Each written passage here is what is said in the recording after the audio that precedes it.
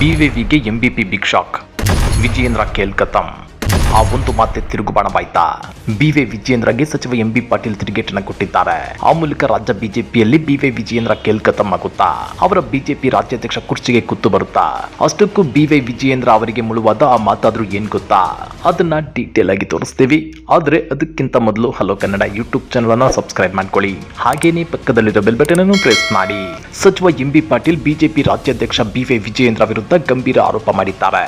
ಆ ಮೂಲಕ ಈಗಷ್ಟೇ ಅಪ್ಪನ ನೆರಳಿನಲ್ಲಿ ಎಮರ್ಜ್ ಆಗ್ತಿರೋ ಬಿವೈ ವಿಜಯೇಂದ್ರ ವಿರುದ್ಧ ಹಿಗ್ಗಮುಗ್ಗ ವಾಗ್ದಾಳಿ ನಡೆಸಿದ್ದಾರೆ.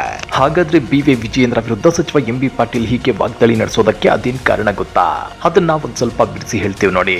ಬಿವೈ ವಿಜಯೇಂದ್ರ ಅಸಮರ್ಥ ರಾಜ್ಯಾಧ್ಯಕ್ಷ ಅಂತೇಳಿ ಬಿಜೆಪಿ ನಾಯಕರೇ ಹೇಳ್ತಿದ್ದಾರೆ. ಜೊತೆಗೆ ಕಳೆದ 2 ವರ್ಷಗಳಲ್ಲಿ ಬಿವೈ ವಿಜಯೇಂದ್ರ ಹೇಳಿಕೊಳ್ಳುವ ರೀತಿಯಲ್ಲಿ ಯಾವುದೇ ಮಹತ್ವದ ಬದಲಾವಣೆಗಳನ್ನ ಪಕ್ಷದಲ್ಲಿ ತಂದಿಲ್ಲ. ಹೀಗಾಗಿ ಇವರನ್ನ ಪಕ್ಷದ ರಾಜ್ಯಾಧ್ಯಕ್ಷ ಸ್ಥಾನದಿಂದ ಕೆಳಗಿಳಿಸಬೇಕು ಅನ್ನೋ ಕೂಗು ಜೋರಾಗಿದೆ. ಜೊತೆಗೆ ವಿಜಯೇಂದ್ರ ಸಿದ್ದರಾಮಯ್ಯ ಮತ್ತು ಡಿಕೆಶಿ ಜೊತೆ ಅಡ್ಜಸ್ಟ್ಮೆಂಟ್ ರಾಜಕಾರಣ ಮಾಡ್ತಿದ್ದಾರೆ ಅನ್ನೋ ಆರೋಪವನ್ನು ಹೊತ್ಕೊಂಡಿದ್ದಾರೆ. ಇದರಿಂದ ಬೇಸರಗೊಂಡಿರೋ ಬಿವೈ ವಿಜಯೇಂದ್ರ ಅವರು ಸಿಎಂ ಸಿದ್ದರಾಮಯ್ಯ ಮತ್ತು ಡಿಸಿಎಂ ಡಿಕೆಶಿ ವಿರುದ್ಧ ವಾಗ್ದಾಳಿ ನಡೆಸಿದ್ರು. ಸಿದ್ದರಾಮಯ್ಯ ಔಟ್ ಗೋಯಿಂಗ್ ಸಿಎಂ ಅಂತೇಳಿ ಟೀಕಿಸಿದ್ರು. ಕಳೆದ ವಿಧಾನಸಭಾ ಅಧಿವೇಶನದ ಸಮಯದಲ್ಲಿ ಮಾಧ್ಯಮಗಳ ಜೊತೆ ಮಾತನಾಡಿದ್ದ ಬಿವೈ ವಿಜಯೇಂದ್ರ, ಪಾಪ ಮುಖ್ಯಮಂತ್ರಿಗಳ ಪರಿಸ್ಥಿತಿ ಅರ್ಥ ಮಾಡ್ಕೊಳ್ಳಿ, ಅವರ ಮಾತಿನ ದಾಟಿ ನೋಡಿದ್ರೆ ನಿಮ್ಗೆ ಅರ್ಥವಾಗುತ್ತೆ. ಔಟ್ ಗೋಯಿಂಗ್ ಮುಖ್ಯಮಂತ್ರಿಗಳಿಂದ ಸದನದಲ್ಲಿ ಚರ್ಚೆಗೆ ಪರಿಹಾರ ಸಿಗುತ್ತೆ ಅನ್ನುವ ಆಶಾಭಾವನೆ ಇಲ್ಲ. ಸಿಎಂ ಆಗಿ ಎಷ್ಟು ದಿನ ಕೂಡುತ್ತೀರಿ ಎಂಬುದು ಮುಖ್ಯವಲ್ಲ, ಈ ಸ್ಥಾನದಲ್ಲಿದ್ದು ರಾಜ್ಯಕ್ಕೆ ಏನ್ ಕೆಲಸ ಮಾಡಿದ್ದೀರಿ ಅನ್ನೋದು ಮುಖ್ಯ. ಸಿದ್ದರಾಮಯ್ಯನವರ ಕೊನೆಯ ಅಧಿವೇಶನದಲ್ಲಾದ್ರೂ ಉತ್ತರ ಕರ್ನಾಟಕ ಸಮಸ್ಯೆ ಚರ್ಚೆ ಆಗಿ ಅದಕ್ಕೊಂದು ಶಾಶ್ವತ ಪರಿಹಾರ ಸಿಗಲಿ. ಕಳೆದ 2 ವರ್ಷ ಏನು ಮಾಡದೇ ಇರೋರು ಇನ್ನೆರಡು ವಾರದಲ್ಲಿ ಏನ್ ಮಾಡ್ತಾರೆ ಅಂತೇಳಿ ಟಾಂಗ್ ಕೊಟ್ಟಿದ್ರು.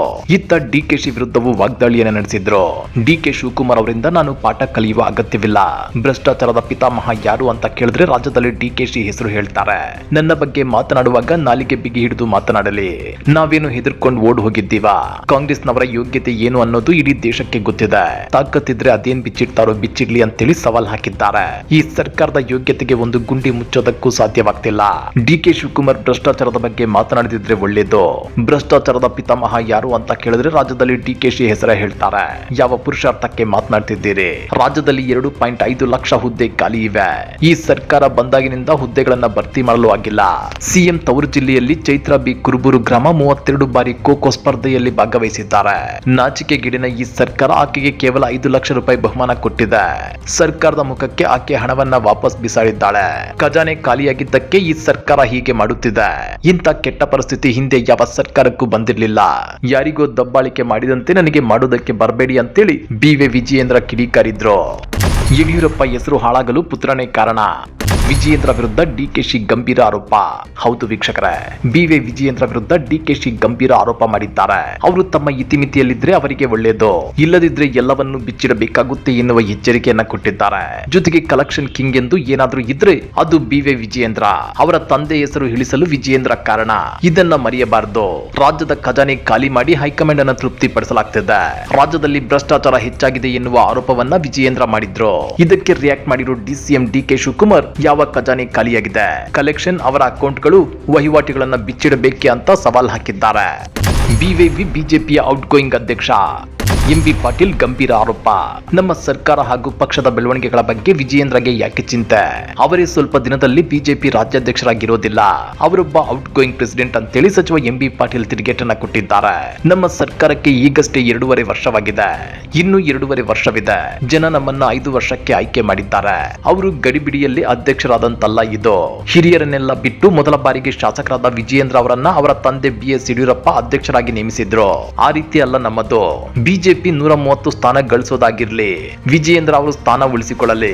ನಮ್ಮ ಸರ್ಕಾರ ಇನ್ನು 2.5 ವರ್ಷ ಇರುತ್ತೆ. ಅಷ್ಟರಲ್ಲಿ ವಿಜಯೇಂದ್ರ ಯಡಿಯೂರಪ್ಪ ಇಬ್ಬರ ನಾಯಕತ್ವವು ಇರೋದಿಲ್ಲ ಅಂತೇಳಿ ಸಚಿವ ಎಂಬಿ ಪಾಟೀಲ್ ಕಿಡಿಕಾರಿದ್ದಾರೆ. ಅಷ್ಟೇ ಅಲ್ಲ, ವಿಧಾನಸಭೆ ವಿಸರ್ಜಿಸಿ ಎನ್ನಲು ಇವರ್ಯಾರು? ಪ್ರಜಾಸತ್ತಾತ್ಮಕವಾಗಿ ಸಾಂವಿಧಾನಿಕವಾಗಿ ಜನರ ಆಶೀರ್ವಾದದಿಂದ ಬಂದ ಸರ್ಕಾರ. ಬಾಲಿಶ ಹೇಳಿಕೆ. ಅದಕ್ಕೆ ಹೇಳೋದು ಮೊದಲ ಬಾರಿ ಶಾಸಕರಾದ ಅವರನ್ನ ಅಧ್ಯಕ್ಷರಾಗಿ ಮಾಡಬಾರದಿತ್ತು. ಪ್ರೌಢಿಮೆ ಇರಲ್ಲ. ಅದಕ್ಕೆ ಅವರನ್ನ ಪಕ್ಷದೊಳಗೆ ಹಿರಿಯರು ಒಪ್ಪುತ್ತಿಲ್ಲ ಅಂತೇಳಿ ಟಾಂಗ್ ಕೊಟ್ಟಿದ್ದಾರೆ. ಹಾಗಾದ್ರೆ ಬಿಜೆಪಿ ರಾಜ್ಯಾಧ್ಯಕ್ಷ ಬಿವೈ ವಿಜಯೇಂದ್ರ ಅವರು ಕಾಂಗ್ರೆಸ್ ನಾಯಕರ ವಿರುದ್ಧ ವಾಗ್ದಾಳಿ ನಡೆಸುವ ಮೂಲಕ ತಮ್ಮ ಕುರ್ಚಿಯನ್ನ ಉಳಿಸಿಕೊಳ್ಳಲು ಮುಂದಾದ್ರ? ಹೀಗೆ ಕೈ ನಾಯಕರ ವಿರುದ್ಧ ವಾಗ್ದಾಳಿ ನಡೆಸಿರೋ ವಿಜಯೇಂದ್ರ ಅವರ ವಿರುದ್ಧ ಕೈ ನಾಯಕರು ಮುಗಿಬಿದ್ದಿದ್ದಾರೆ. ಹಾಗಾದ್ರೆ ವಿಜಯೇಂದ್ರ ಅಪ್ಪ BS ಯಡಿಯೂರಪ್ಪನವರ ಕೃಪಾ ಕಟಾಕ್ಷದಿಂದ ರಾಜ್ಯಾಧ್ಯಕ್ಷರಾಗಿದ್ದಾರಾ? ಡಿಕೆಶಿ ಆರೋಪಿಸಿದಂತೆ ಯಡಿಯೂರಪ್ಪನವರ ಹೆಸರು ಕೆಡಿಸಿದ್ದೆ ಬಿವೈ ವಿಜಯೇಂದ್ರ ಅವರ? ಕಮೆಂಟ್ ಮಾಡಿ, ವಿಡಿಯೋ ಲೈಕ್ ಮಾಡಿ, ಶೇರ್ ಮಾಡಿ. ಇಂಥ ಮತ್ತಷ್ಟು ರೋಚಕ ರಾಜಕೀಯ ಸುದ್ದಿಗಳನ್ನ ಮಿಸ್ ಮಾಡದೆ ನೋಡಬೇಕು ಅಂದ್ರೆ ಹಲೋ ಕನ್ನಡ ಯೂಟ್ಯೂಬ್ ಚಾನಲ್ ಅನ್ನ ಸಬ್ಸ್ಕ್ರೈಬ್ ಮಾಡ್ಕೊಳ್ಳಿ.